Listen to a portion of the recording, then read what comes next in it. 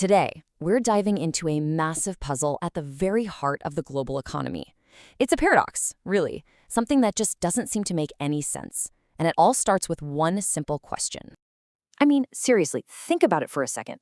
We see headlines about huge corporate profits and mind-boggling private fortunes every single day. And yet the very same countries where all this wealth is being made are somehow sinking deeper and deeper into public debt. How on earth is that even possible? And this, right here, is the core of the paradox. You've got private and corporate wealth just soaring, going up and up. But at the exact same time, national debt is climbing right there with it.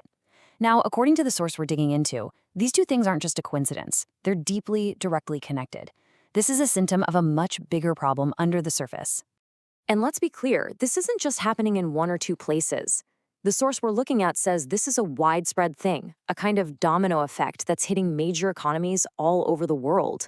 We're talking about the United States, Japan, Italy, countries you think of as economic powerhouses. So what in the world is going on?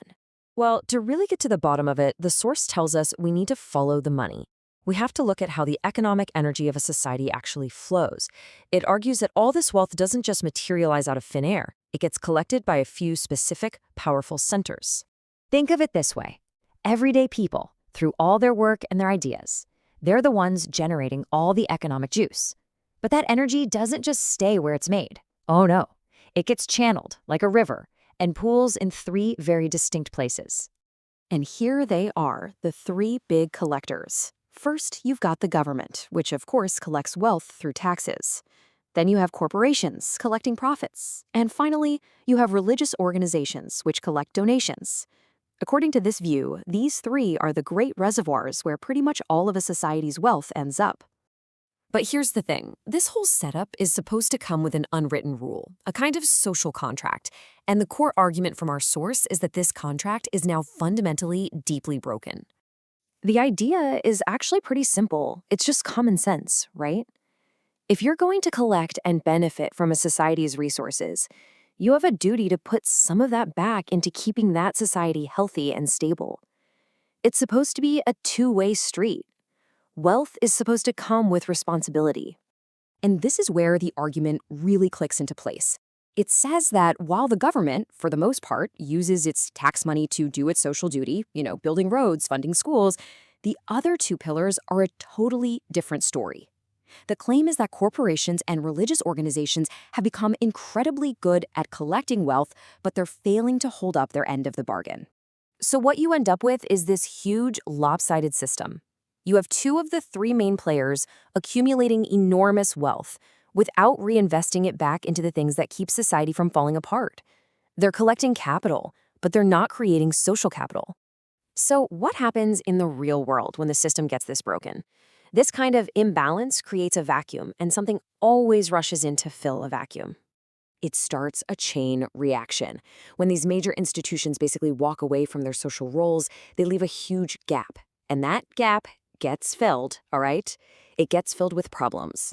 First, the very fabric of society, the bonds that hold us all together, they start to wear thin and fray at the edges. And that's when you see the symptoms, what the source calls the side effects. All those complex social issues that pop up when communities aren't supported. Things like rising crime, family instability, you name it. And here's the kicker. These problems don't just magically fix themselves. They come with a real, tangible price tag. Someone has to step in and pay to clean up the mess. And guess who gets stuck with the bill? Almost every single time, it's the government. The very institutions that, according to the source, failed to prevent the problems in the first place are not the ones paying to fix them. That entire massive burden falls on the one pillar left standing there, holding the bag, the state. And we're not talking about pocket change here. We are talking about trillions of dollars in social cleanup costs. This is the giant, hidden expense that's forcing governments to borrow unbelievable sums of money. And all of a sudden, the paradox is solved. The nation is broke because it's being forced to pay the social bills that others have wrecked. Okay, so if that's the diagnosis, then what's the cure? Well, the source doesn't just point out the problem, it also suggests a path forward. And it's all centered on one powerful idea: accountability. The argument is that this whole imbalance keeps going because, for the most part, it's invisible to the public. So the solution is to make it visible, to pull back the curtain and show everyone exactly who is collecting society's wealth and who is getting stuck paying for the cleanup. And this is basically a direct call to action. It's an appeal to researchers, academics, and thinkers to do the hard work, to dig up the data, connect the dots, and then present that full, clear picture to the public, to our leaders, and to the institutions themselves. And look, the goal here isn't just about pointing fingers. It's about creating a system that actually works. When people can clearly see the imbalance, they can create pressure for these big organizations to reinvest in society. It could lead to a system where institutions are respected not just for the profits they make, but for the real, positive value they contribute back. And all of this leaves us with one last big question to think about. What is the true measure of a nation's wealth? Is it just the sum of its private fortunes and corporate profits? Or is it something more, like the health, the stability, and the well-being of its people?